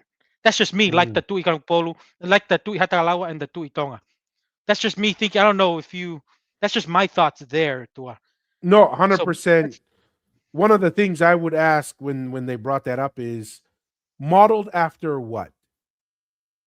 Right? Remember, we had this conversation of, oh, like the kava ceremony, right? Like, oh, yes, the kava ceremony in Hamoa, it's yeah, sophisticated, and then we dig yeah, into it, it's not so sophisticated. So my question is, yeah, if that is true, what did they model the Tu'ikanukupolu after, right? And honestly, the more that the Ha'amoa way was quote unquote adopted, whether by design or not, things got more chaotic, right? yeah, Like the woman Tu'ikanukupolu for that short period of time that caused issues, instability, yes, yes, right? yeah, And yeah, and so there's issues with that, and really, if really Ha'amoa was the origin of this sophisticated structure, why wasn't the empire run out of Ha'amoa? yeah, Why would you have to come to Tonga and set up a Tu'ikanukupolu? Because the Tu'ikanukupolu inherited the military, the political, and the economic power, right? Because yeah, the Tu'ikanukupolu now managed the Inasi every year. That's who yes, managed that, right? And so why would they have to come there to do it? Obviously, there's a recognition that Tonga was the center of power, and that's where you needed to be, right? It's like you wanna be the best boxer, you probably have to come to America because America has the resources, there's power. You want to be the best football player, you're not gonna stay in New Zealand and become the best football player in the world. No, you have to come to America where geography matters. And I think it's kind of silly to say, oh, the Tu'ikanukupolu, we had to go from Ha'amoa to set up the Tu'ikanukupolu. And then in that same comment, he says, if we united, we would have been able to take Tonga easily. yeah. And you know what? That's the biggest if. Tell me a time when all of Ha'amoa was united consistently for a long period of time. Even to today, there's American Samoa and there's Samoa, and there's Yeah. been a split. And we've talked about this many times. It's because the the political structure in Samoa is decentralized, and it's by design. And Xiaoxi Eliu shares this observation. He goes throughout Polynesia, and you know what he sees? Decentralized power in Uvea and Mm, Futuna, decentralized power in Tuvalu, decentralized power in Samoa. Even in Hawaii, it's decentralized power. It wasn't until Kamehameha that the power became centralized. But there's only one place that has consistent centralized power over thousands of years, and it's the Tuitonga. So please explain to me how Ha'amoa was going to set up centralized power when they've never had centralized power. The mm, best that Ha'amoa can come up with is, well, we have oral history that Datu Imanua Tele was this tremendous centralized power, but we couldn't even have Savai and Upolu listen to us. Yeah, I think that's a hard pass for me, yeah. Maki. Yeah. No, and I was just gonna add to like why, you know, why the we all know that Tuitonga started, the Tangaloa started in Tongatapu. Tuitonga just carried on to that to Tongatapu. The Tui Hatagalawa started in Tongatapu. The Tui Galpolu, if he really did wanted to, let's just say, establish and take over, and he had so many Samoan influencers, why did they all move and leave in the thousands to settle in the Hihifo part? It's like Yeah, Rome. Let me just, I just like to use other empires because that's the level that Tuitonga were on. You know what Romans did when they took over a region? They take all the people of the high rank in that region, they take them back to Rome to teach them how to run a military, teach them the functions of running an empire, the tax system in Rome.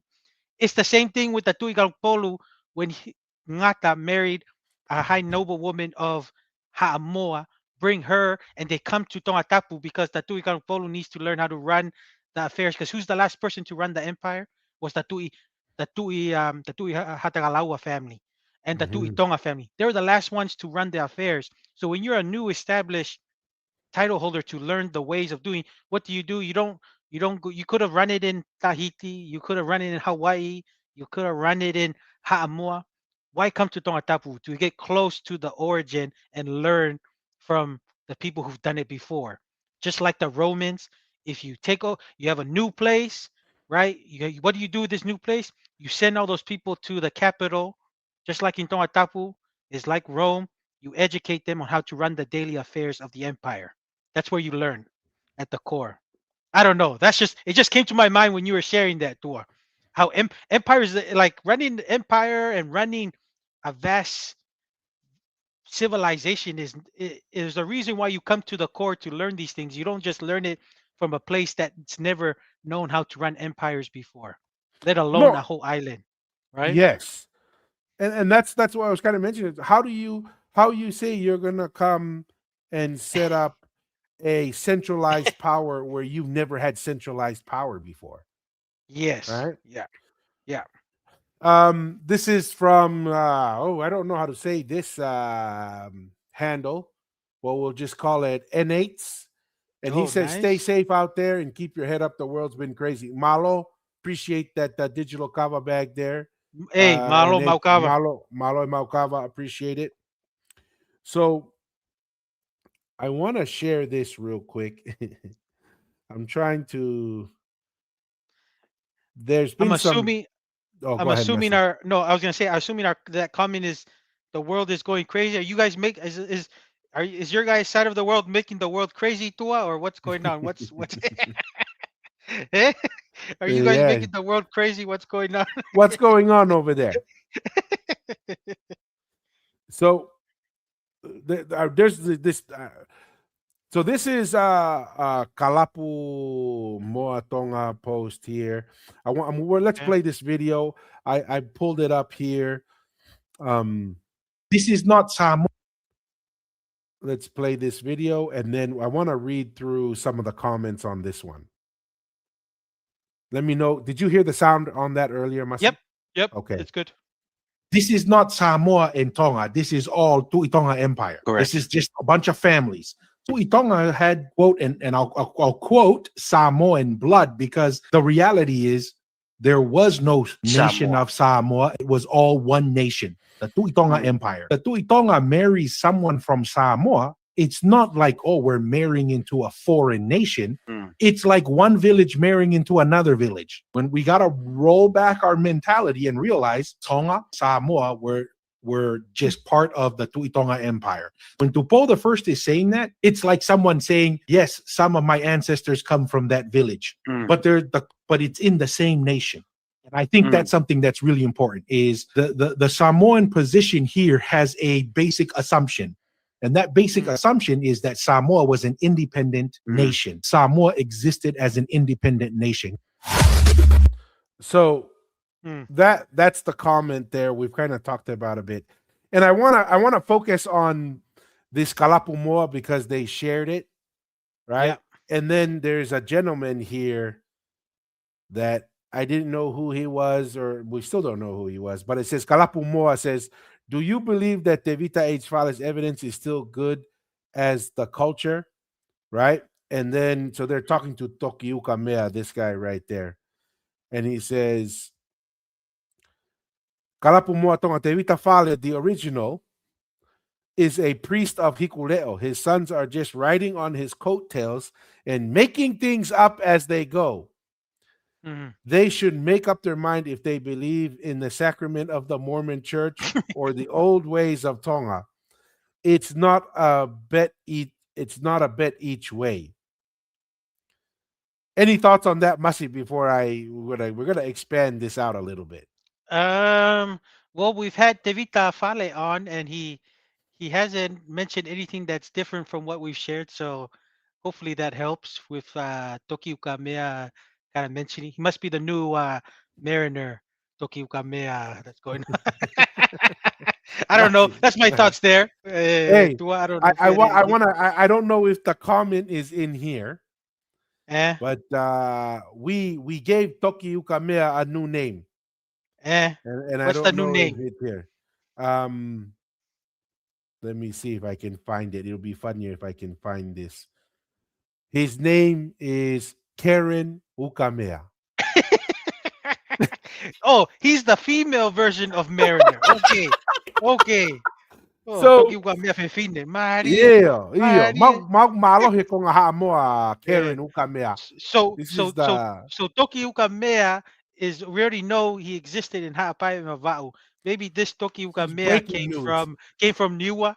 This Tokiuka Mea Fefine came from Niwa. No, don't do that. We come from Niwa. We don't want our Niwa family Okay, straight to okay. Hamoa. Karen More. Ukamea, because you Okay. know that's a matriarch type society. Um, Okay. Yeah. but Yeah. he Yeah. basically goes on here to say, you know, we're riding on the coat and the Mormon Masi.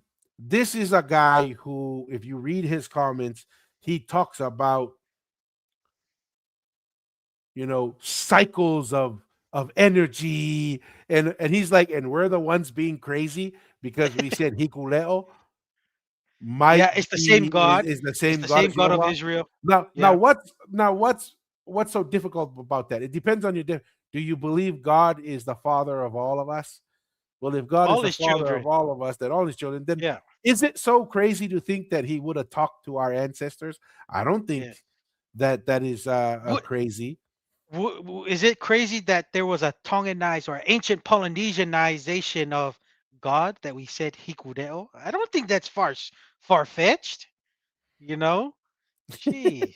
Well, and then look at you know, let's try and find some follow some of his logic. Okay. Kalapu Moa, after he Toki or Karen Ukamea makes that comment, it says Karen Ukamea. That's an interesting input, Malo, for saying that. Devita Fale states that Hikuleo is the voice of the Savior. Do you mind sharing your input? You know what this sounds like? Is Kalapu Moa Tonga and Karen Ukamea the same person? Is this increased fleas right here? That's what made me go back. Is like because we just for disclosing for all the viewers, looks like increased peace has kind of died down, but it was for a moment down. You know, there were some of our viewers would say, "Increased peace, stop talking to yourself and having your own debate with yourself." So I this is the think thing. Toki Ugamea Fefine or Karen Toki Ugamea is having a debate within himself. Him Eh? himself. What is that? Because how convenient that Kalapu Moatonga asks a question that is exactly of what Karen Ukamea wants to talk about. Do you mind sharing your input with that in regard to your understanding or belief of Hikuleo? And then what's the look at this response right Oh here. Yahweh, PhD Man, thesis right here, man. Yeah. you know in Tonga we call this, you know, right? Someone went and so much thinking, so much work is just go Yeah. crazy. So I didn't think about it until now because I'm paying attention. I was like, how convenient this question and answering. However, Karen Ukamea says there is too much to be said about the spiteful, malicious, and deceitful behavioral pattern aligned to Hikuleo for one comment thread. Kalapu Moatonga, I'm so glad you asked this question. I made a whole page about the snake totem, Tukuhari and Hikuleo. Eh, Tama. But in the mythical, see, this is the thing. But in all the mythological subject matter that has remained, Hikuleo is a provocative figure who heaps challenges that seem unfair, behaves erratically, and runs on the children of noblemen. Maybe is this guy speaking like he found ancient scriptures on Hikuleo or something? Interesting. And Very interesting. unlike Maui, I guess where it's not Maui, it's Maui, who Hmm. serves men righteously by teaching them and pulling up islands of a beneficial nature. Hikuleo has rocky, earth shaken, and barren islands allocated to her. Yeah, that's how we know you're confused. Hikuleo is not a man. See, not only is it the Karen Ukamea version, but he's also taking the Fifine version of Hikuleo. Feminizing everything, eh? Can you show me a steady stream of myths in which Hikuleo ascends to the heavenly dimensions? Zip zero. Masi, I am convinced he's talking to himself. I'm And glad you point this out and then to look at share. the Yeah. response here, Masi. I don't even want to read it because look at him. He's like, "Rejoice then, O heaven, you shall dwell." So he's quoting scriptures or hymns, and Kalapu Moa, who is also responding, says, "Malo e talanoa whakaofa e fiafini." He's complimenting himself. This is an interesting stand from your perspective that I will definitely look into. Ew, wow, This sounds amazing. even AI would do a better job than him talking to himself. When you mention hikuleo to be he or she, are you saying that it's a positive or negative force of energy? Look at him lead it to the next topic. If you message me privately or search Toki Ukamea, there are many posts on Hikuleo to explore. My man is doing self-advertising. That is mind blowing. The amount of energy. Hey, this is. I'm glad you shared this to just to share with our live digital kava viewers, man. That some of the digital world we have to navigate. You know, increase peace now. What's the Karen Tokyo Kamea. hey? And if and, just because we're human beings, we might be wrong. And let's say they are different people. Kalapu Moatonga remember the Mentai story and the Tuya Sosopo. You Oh, better not be sending Karen Ukamea money and making commitments and stuff. But yeah. here's the funny thing, Masi. So we responded and said, "Come join us and let us talk about what is fanciful in reality based on your position." This is us inviting him. Ideas, evidence, email us to schedule time and let people hear it and make up their own minds. I gave our email and everything. Hikuleo, what is your name so we can discuss properly other than your father's reputation? Do you ever stand in your own light? We just invited you to come up here and educate us. Please But enlighten us. yes, and it's funny, Masi, because in other comments, I've asked him or she or it or whatever Yeah. you want to call it to come and join us, and they No, say no, they say they can't join us. they can't join. Oh my goodness. I guess he just likes writing. The keyboard warriors stuff. Let's see. Hey, palang Well, Tokyo Kamea is a isa palangi palang. thing. You know what? That's probably why he has the Karen. He fits it. The Karen Ukamea. Oh man. Interesting. Oh, anyways, thought that was interesting. And this is from Noah. A quick comment. I hugely disagree that the Tuitonga took over the whole of Samoa. Noah, Man. this is it would be great to have what exactly do you disagree with? Because Yeah. in a sense, we disagree as well.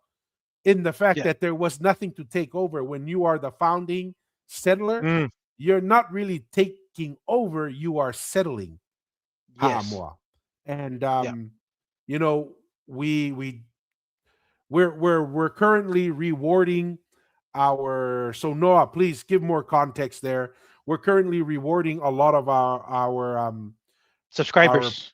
paying Oh, members on paying the channel. subscribers. Yes. So Yes. they're having an early access to an interview, the part 1 of 2 with David Burley, where he covers what the oral history in Tonga has been saying. This guy did archaeological work throughout Tonga for 30 years. He Yes. just released a book that actually, to everybody, I'll share the link Yeah. here. A free And now, download, yeah. free Yes. download. But go ahead, Mussy, while I look up that No. that Yeah. video. No. I'll just kind of give a background story. I think everyone's kind of heard of the research studies in Nukureka. That's David Burley that we had on earlier.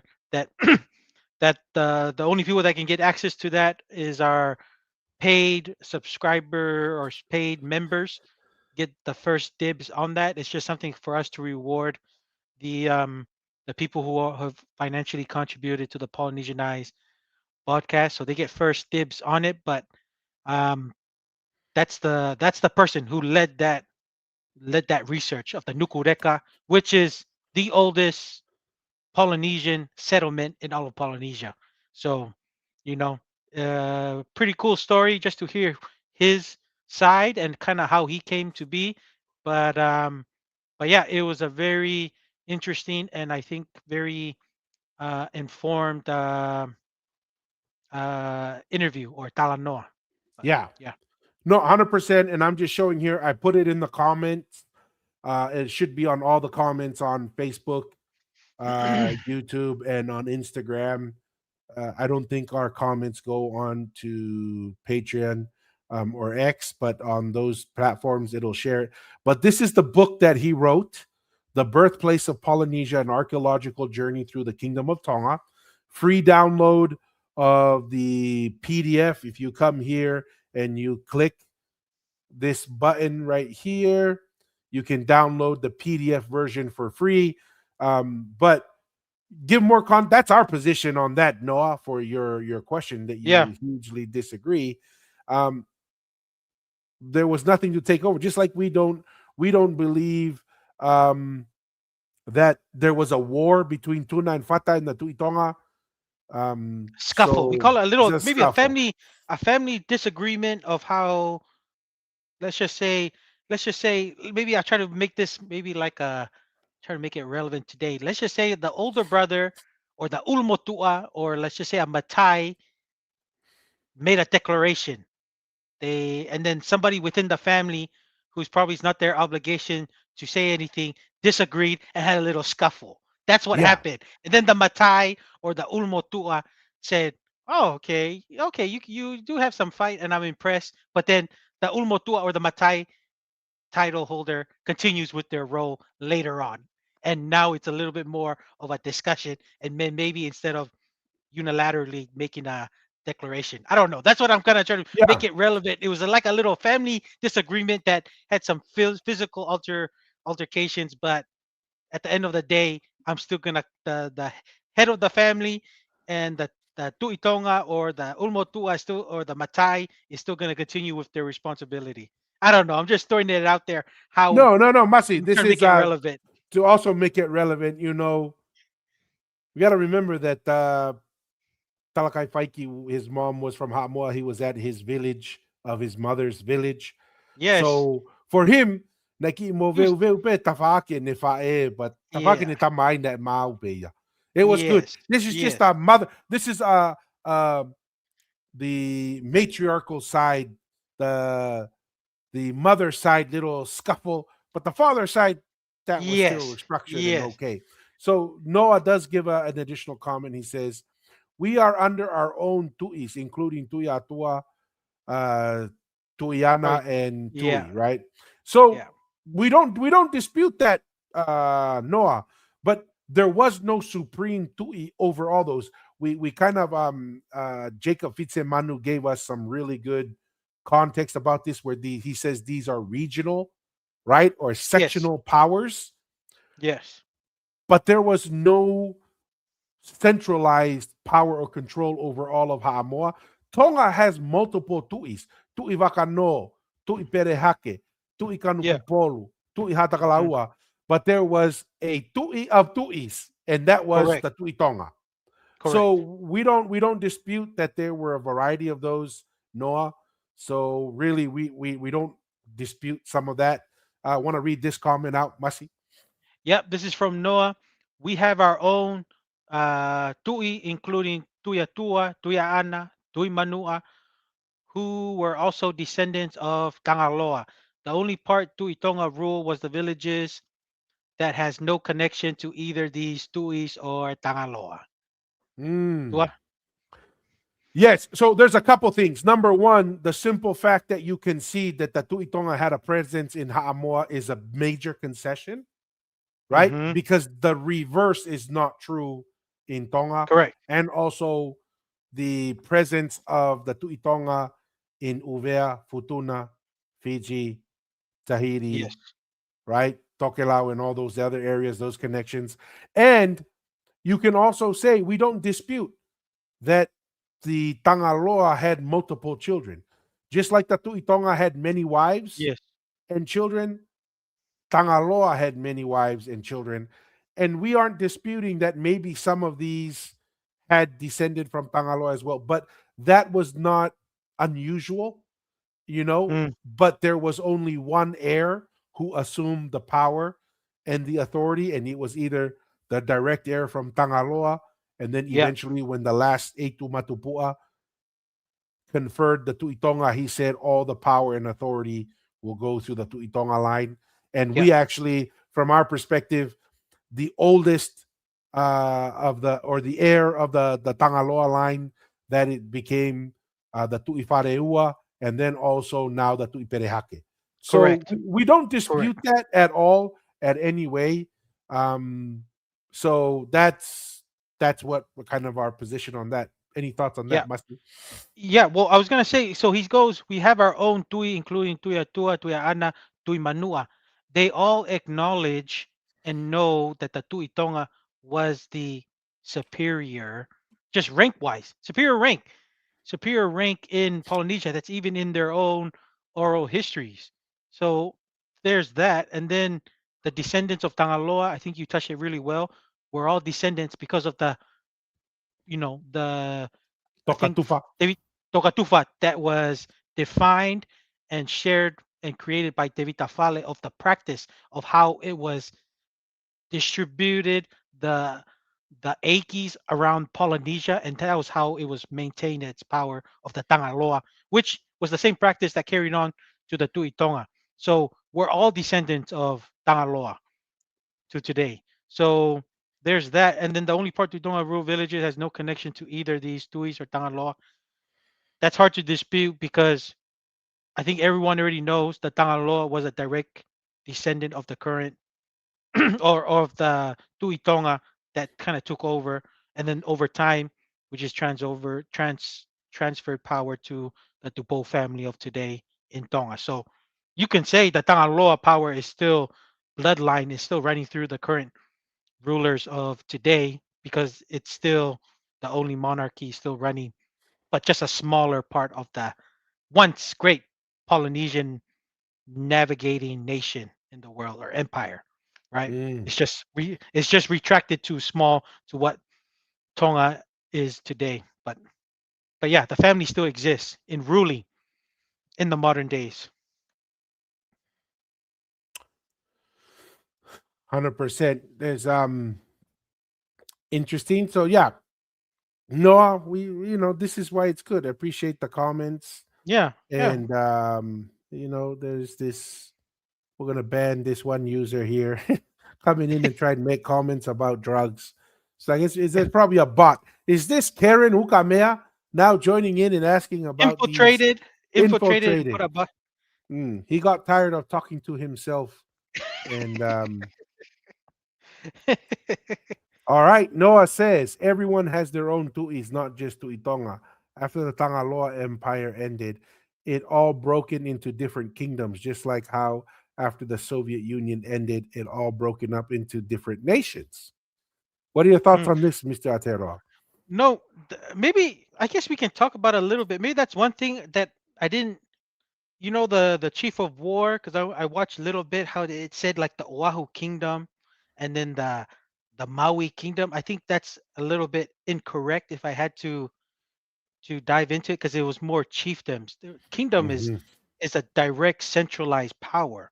Hawaii didn't really have any centralized power until much modern times with King Kamehameha. So when they and maybe he's having that same definition of kingdoms. It was only chiefdoms and regional chiefdom, and not only that, the chiefdom is never there was really no direct line. To me, kingdom is a very structured line of who's the heir, which is a very common practice throughout ancient civilizations.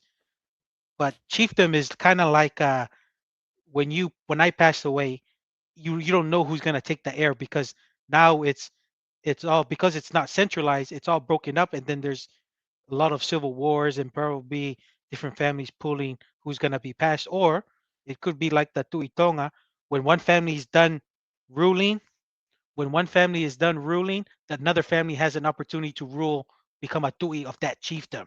That's how you maintain power. You know, while the Tuitonga was different, everything was Mm. centralized. There was an heir.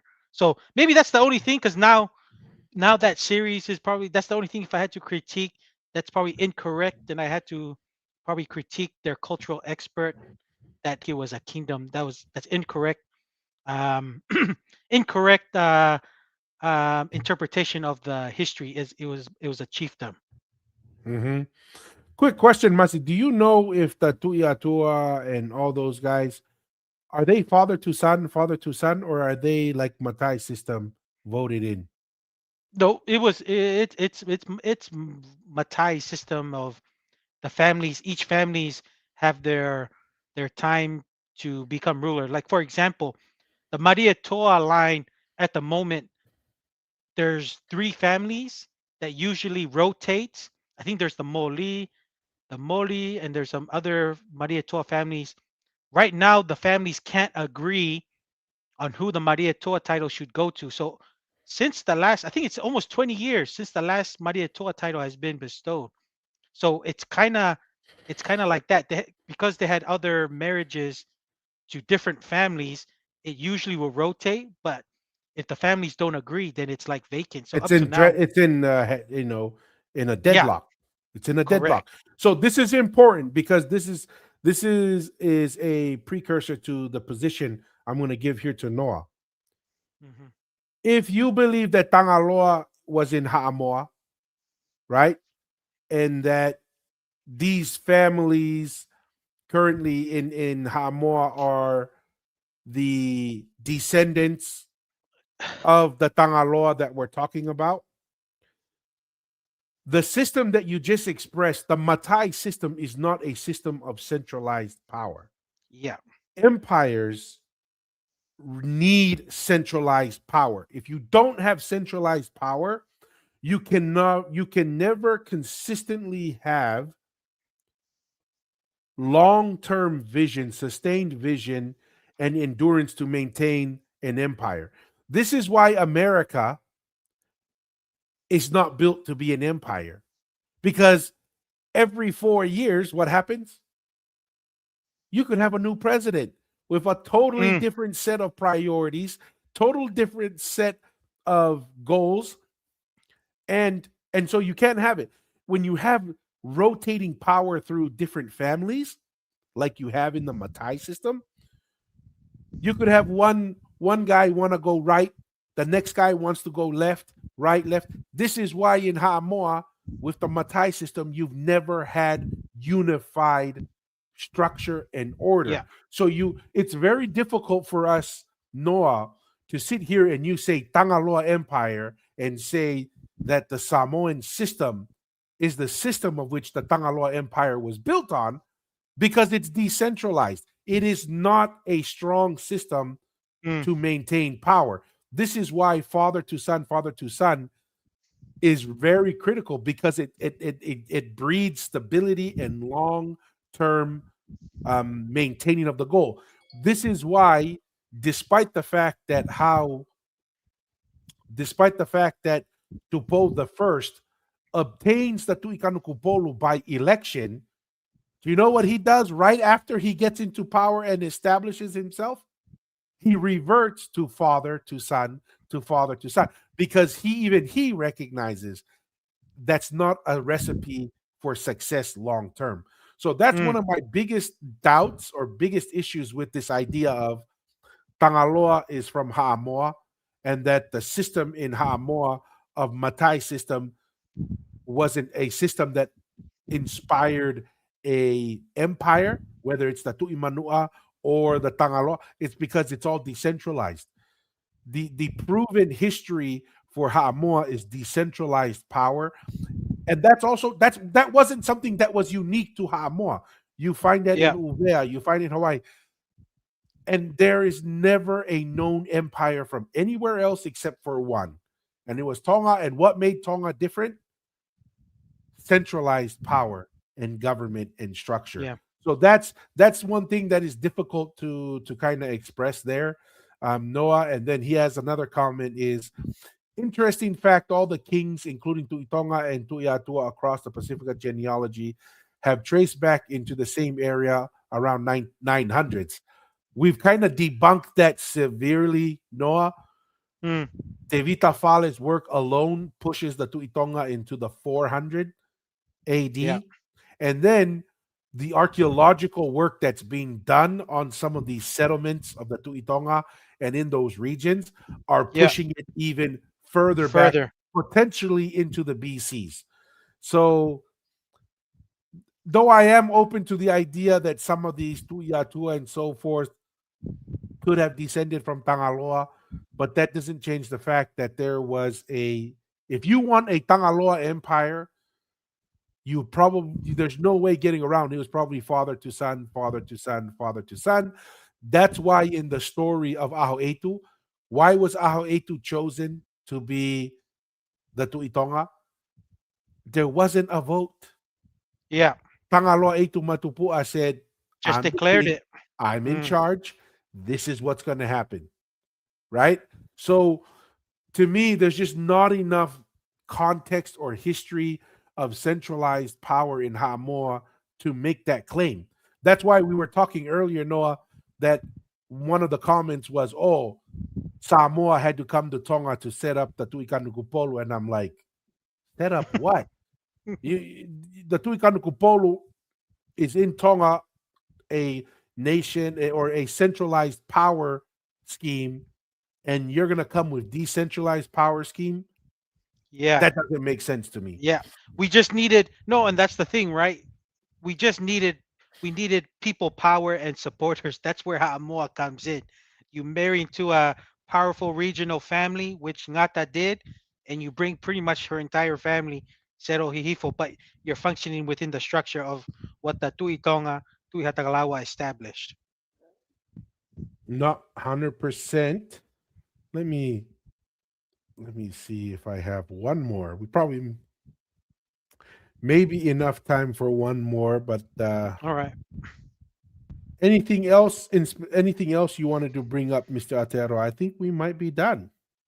Okay. No, no. I'm glad that we have a little session just to, get the comments of our viewers and people who are have interest in their Polynesian history. This is pretty cool because I know it's been a while since we've been busy with having interviews and just catching up on some other topics. But I'm glad we had this time before we end the year to kind of catch up with the comments because these are good conversation starters.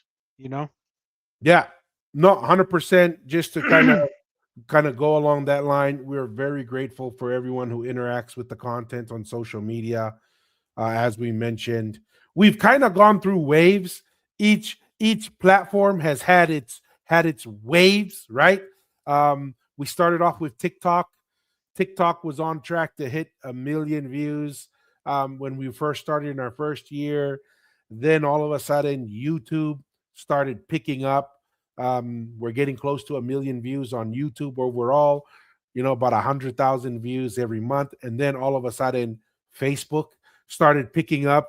Facebook will probably, by the end of the year, we'll have 1.5 million views. And so really appreciate all the interactions, all the feedback online, positive or negative, right? We don't Yep. discriminate. We appreciate all interactions. We encourage Even conversation. even if you're creating two Facebook Accounts to accounts talk to yourself. or YouTube accounts to talk to yourself, we still like that because at least you're having conversation, even if it's to yourself. Hey, but because the We amount won't of judge you. energy, We won't yo, judge you, right? If just like when we see someone in real life talking to himself in two yo, different tones of voice, yo. we don't judge you. We're all What did children of Christ God. say? Love everybody, even the ones okumashori.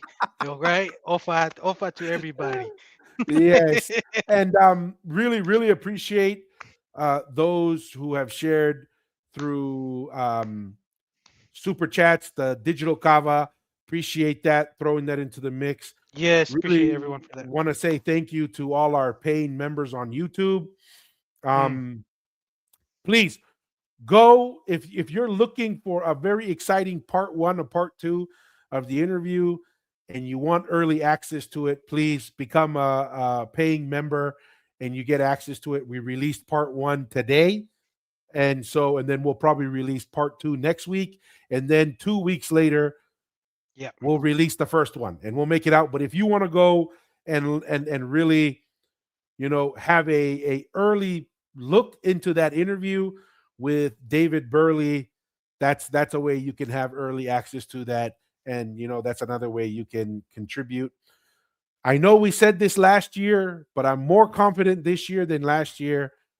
Beginning of Q1 of next year, we will have some merch. You know, We're when I working first on it. We're we're working working on it. on it.